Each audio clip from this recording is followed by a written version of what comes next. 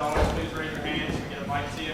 I just got a great text from Isaiah Briscoe, who was watching it, and he said, I heard you, I watched the scrimmage, and he said, I heard you say, quit bouncing the ball, get where you're trying to get to. He said, it's the best advice you ever gave me. So I read it to the guys, and they're like, rational. Anyway, don't laugh. You encourage me. Questions, folks? Raise your hand. Yell. Up here from first. Do you see yourself using that lineup with three big guys? Yeah. Nick and PJ? Yeah. Yep. PJ looked good at it. Part of it is PJ going against Reed is hard. It's hard to get a basket. It's hard to move. It's hard to, and he found the gaps, and then he got confident and made a couple shots, and all of a sudden he looks different. It's hard going against each other every day. Tyler's a shooter, just the way he moves. Has he surprised you at all? What you think? No, he's still trying to figure it out.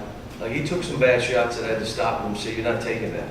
Like, if that's what's there, then don't shoot it, pass it, or move it, or get a dribble hand. If you're doing something, you're not taking that shot. But we're challenging him to drive the ball. So there were times he's driving when he should just catch and shoot it, or one dribble, or get it behind the handoff and shoot it. But he's, when he goes too far, they turn it over. There's stuff we got to work on, but he's doing pretty good. Sean, so much has been made about this team loving to get in the gym and work on the game. In all your years of coaching, how much correlation is there between the way a team practices and success later on in the year? Well, the biggest thing I can tell you is the guys that spend the most time at this and are in the gym the most at the end of the year end up doing the best for themselves. And if they're playing that kind of basketball, it's really good for us too. So demonstrated performance is about how hard they work and then being able to transfer it on to games. So today, PJ didn't look real good the first half. It was like, oh my gosh, losing balls, missing shots, no rebounds, didn't have a rebound. And then in the second half, all of a sudden, all the work that he's been putting in, the extra work, shooting the ball, eliminating some movement in the shot, it pays off, and all of a sudden now he's making shots. Jamal Baker, same thing. Jamal Baker now has been spending extra time with a coach, not himself, with a coach in that gym. Starts off 1 for 6. Bank, miss. Well, he hadn't played for a year. Then all of a sudden he gets comfortable, and then demonstrated performance kicks in, and he builds his own confidence. Not what I say or what I do or who you want to blame. And now all of a sudden you watch him, he's 4 for 5 in the second half. EJ told on himself.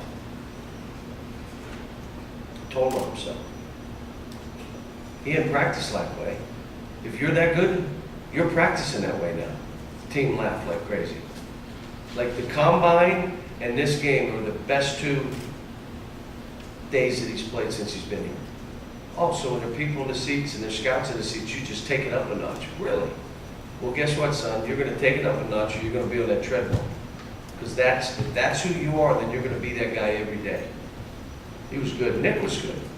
Reed was good. How about Reed squaring up at 15 feet? You got to play Reed. Kelvin was good. The 2 guards were good again. Emmanuel still doesn't get rid of it quick enough. He and the quad A dribble too much, held the ball too much. Get rid of it or drive it. Ashton, I made him run downhill fast in the second half. It's a little bit of what we had to do with De'Aaron. If you're that fast, you're going to run that fast all the time.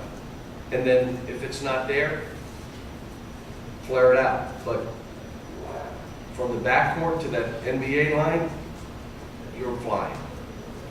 Cal, at this point, do you have any guys who have separated themselves in terms of earning a starting spot or earning more minutes than other guys? I don't know, but it's got to start happening.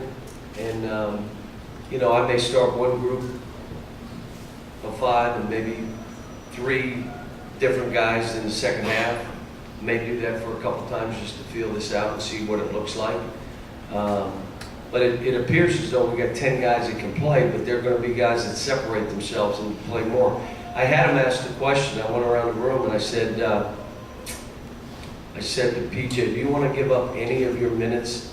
He said, absolutely not. How about 1 minute? Nope. Reed, do you want to give up? Nope.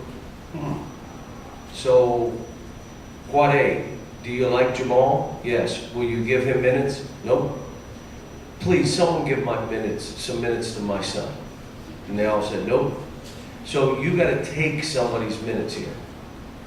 And if someone's better, they're going to play more. Just how it is, not communism. We're not on the same page. And it challenges everybody to perform. And then, here's what we had, I said at halftime, we had 6 guys in double figures. They played 20 minutes. 6 guys in double figures. 2 guys had 9. And the 2 that didn't get in double figures, one was 1 for 6, and the other was 2 for 6. That ain't on us. You had the opportunity, just you didn't take advantage. So, you know, this team is a post-up team. It's got some length. I think we can pressure.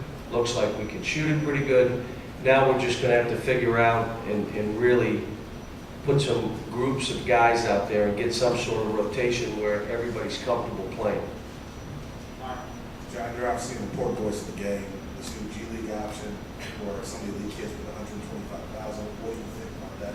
How will that affect? Well, I talked about it, and if it's what they say, 3 or 5 guys, and that's it, I don't think it affects us. As a matter of fact, probably makes us better. The kids that come here are kids that want the competition and want to get better. They're not going somewhere so they're the only guy to shoot all the balls and do all that. They don't come here. I think this may even separate us some. So I'm not worried about it. My concern comes back to, I want to know what happens to the kids that you've encouraged not to go to college if they fail. What are you going to do for them? That's my whole thing. What is it going to do to 8th and 9th and 10th graders? Are you going to have a whole wave of those kids that think, I don't need school, I'm going to go to the G League? What they're doing, I just don't, I looked at it and said, this is going to help us.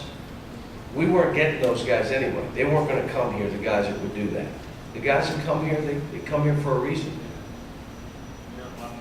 Coach, it seemed like the team was pretty active trying to block shots tonight. Yeah. I think Nick blocked 3 in the first few minutes of the second half. You mentioned you want to see them block Yes. more shots. You're seeing that? Yes, block shots. We had 11 block shots between them. 8 from that group because Nick had 5.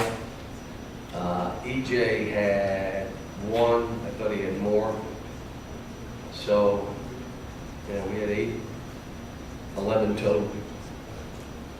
EJ and PJ, I'd like, and even Reed if he can get a handle on it too. What's your favorite thing about the new version of Nick that you like most about this? That he has a smile. He's looking up. He doesn't look like, you know, shuffling his feet, looking down. He's confident in who he is and what he does.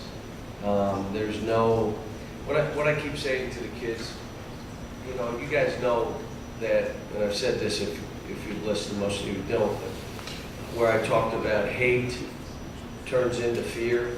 So I don't try to get my kids to hate another team or another coach. Hate that guy. We hate them. They get all. We don't do that here. Because hate turns into fear within your body, physiology. Well, the other one is anxiety and excitement. They hooked your body up, and it was anxiety or excitement. The doc would say, well, you're either anxious or you're excited. I don't know which one, but it's one of the two. And so my thing is, if that's what the case is, then you would challenge your own mind to be more excited than anxious. You would be excited about getting shots. You missed 2, I'm excited about the next one. I'm not worried I'm going to miss this one. You're excited about shooting game winners. You're excited about trying to make 5 in a row. Or you could be anxious. And so we've been talking a lot about that to get guys in the right frame of mind. They've got to get themselves in there, and when they feel anxious, flip that switch and get to being excited. Very last one. Jonte Porter of Missouri tore an ACL and MCL today in the scrimmage. I wonder just a reaction to when something like that happens. You just, I haven't eaten yet, and now I'm nauseous. I mean,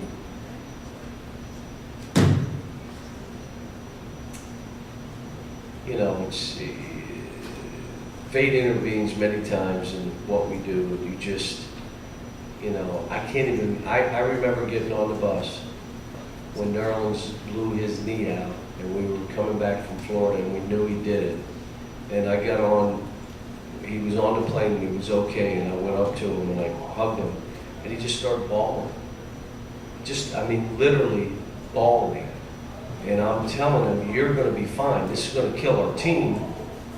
And I told him the truth, he was drafted 7, we ended up going to the NIT and losing to Robert Morris, which somebody said, one guy you lost to? I mean, this, I've been there. You know, my thoughts and prayers go to him and his family, and